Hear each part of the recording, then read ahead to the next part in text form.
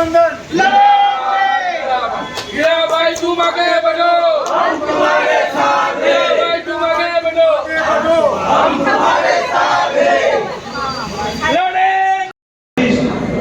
तो GIDC Junagadh, GIDC Porbandar, GIDC वेरावळना उद्योग, GSL hitech, Ambuja, Siddhi, Indian drawing, Porbandar नो Maharana, oriental cement, Hathi cement, Birla भाई, જેટલી પણ 16 કારખાના, સિમેન્ટના કારખાના, એ બધી કોંગ્રેસની દેન છે. એક પણ ઉદ્યોગ આ જિલ્લામાં ભાજપે નથી આપ્યો. એનું હું તમને જાહેરમાં એલાન કરું. એમણે એકાદ ઉદ્યોગ માટે તો પાર્લામેન્ટમાં બોલવું જોયું હતું કે અમારે વિસાવદરમાં ઉદ્યોગ નથી, ઉનામાં ઉદ્યોગ નથી, મેંદડામાં ઉદ્યોગ નથી.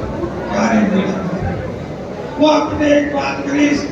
એક મિત્રના બહુ એક ફંક્શનમાં યાદ કરાવ્યું કે જ્યારે દેશમાં નાસ્તી પણ નથી થતી, જ્યારે મેદપરા ગયો ત્યાં મને કહેવામાં આવ્યું કે હીરાભાઈ અમને ખેતરમાં કૂવો નથી કરવા દેતા, દાન નથી કરવા દેતા, અમારા ખર્ચે રસ્તો નથી કરવા દેતા, બાજુમાં 700 એકર રિલાયન્સ છૂટ છે.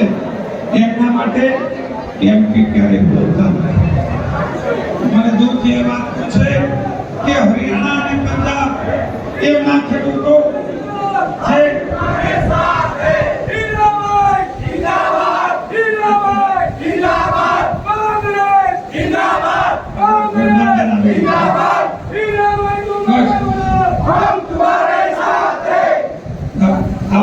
વેલકમ બધાને. આપણા બધાનું સ્વાગત છે. ખૂબ ખૂબ સ્વાગત. જે જગ્યા મળે ત્યાં આપી. એટલે જે હરિયાણા પંજાબના ખેડૂતો લડતા હતા એ એમએસપી માટે લડતા હતા. મારે આપને એમ કહેવું છે કે એમએસપી એટલે બધાને ખ્યાલ છે કે મિનિમમ સપોર્ટ પ્રાઇસ. ખબર ન હોય ને કહું કે એમાં બિયારણ, ખાતર, નિંદામણ, મજૂરી અને ખેડૂતોનો નફો. આ એમએસપી છે. આ લોકો કહે કે અમે બમણો ભાવ આપ્યો, અમે ખેડૂતને 100,000 રૂપિયા આપે. તો હું એક સામાન્ય વાત કરીશ આપના સામે, નાનો દાખલો જ આપીશ કે મિત્રો કોંગ્રેસની સરકાર વખતે ખેડૂતો છે ને ખબર હતી, ખબર છે કે જ્યારે સોનાનો ભાવ 500 રૂપિયા તોલાનો હતો ને, ત્યારે મગફળીનો ભાવ ઠંડીનો 500 રૂપિયા હતો. એ 500 થયા, 700 થયા, 1000 થયા, 15000 થયા, 17000 થયા, બેનો હારવાર હતો. આજે સોનાનો ભાવ કેટલો છે? તો કે 75,000 રૂપિયા. અમારી મગફળીનો ભાવ કેટલો છે? તો કે 22 થી 24,000. એમાં એના 100,000 નાખી દઈએ. એક ખેડૂતને દવાખાની માટલી ખાતે કે એક ખાનીમાં 6 તો એક વખત રાખે છે તો 20,000 રૂપિયા અમને મળવા પાત્ર એમએસપી ને લીધે જે 75,000 રૂપિયા અમને મળવા જોઈએ એમને બદલે માત્ર 24,000 કે 25,000 રૂપિયા વધારેમાં વધારે.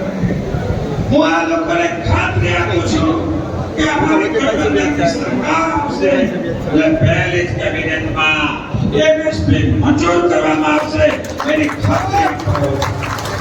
હું એ ખાતરી અપાયો છું કે અમે ભૂતકાળમાં 71,000 કરોડ માફ કર્યા હતા.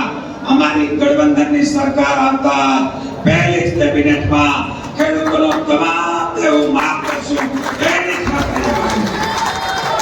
હું એની ખાતરી દેવા આવ્યો છું કે આંગણવાડી બહેનો, હેલ્પરો, આશા વર્કર, મધ્યાહન ભોજનનો પહેલી જ કેબિનેટમાં એનો ડબલ પગાર કરી દેવામાં આવશે એની ખાતરી આપવા આવ્યો છું. હું એ ખાતરી આપવા આવ્યો છું. દેશમાં 30 લાખ નોકરીઓ ખાલી છે. પહેલી ભરતીમાં અમે 30 લાખ નોકરીઓની ભરતી કરશું એની ખાતરી આપવા આવ્યો છું. હું એ ખાતરી આપવા આવ્યો છું કે તમામ પેન્શન પાછા ચાલુ કરી દેશું એની ખાતરી આપવા આવ્યો છું. હું એ ખાતરી આપવા આવ્યો છું કે ગરીબ બહેનોને 1 લાખ રૂપિયા વર્ષે મળશે એની ખાતરી આપવા આવ્યો છું. અને જેને અમે નોકરી નહીં આપી રાખશું એમને ગ્રેજ્યુએટને વર્ષે 1 લાખ રૂપિયા આપશું એની ખાતરી આપવા આવ્યો છું.